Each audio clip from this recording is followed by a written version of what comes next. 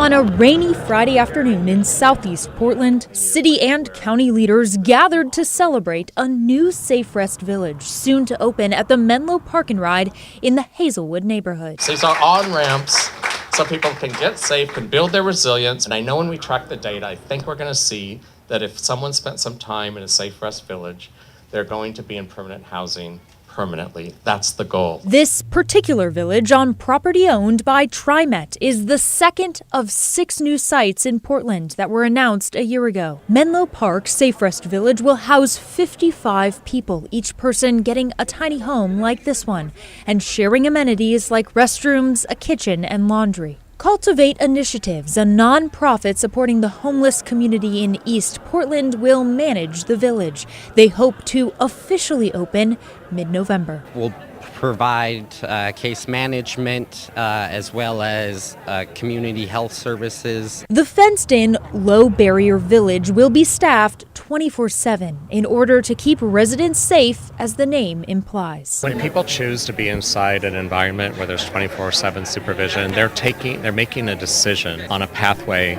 to building resilience.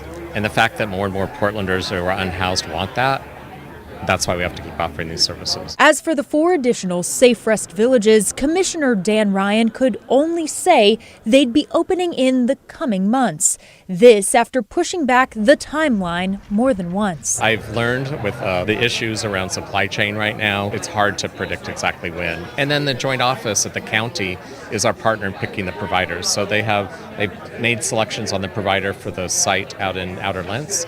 And we're still waiting for information on who will run the site that's basically almost ready to open, which is the Sunderland Safe Park site. As teams wrap up final touches, neighbors like Jason Smith weigh in. Opportunity for them to stand on their own 2 feet. Smith says he was once homeless, living on the street for about 2 years.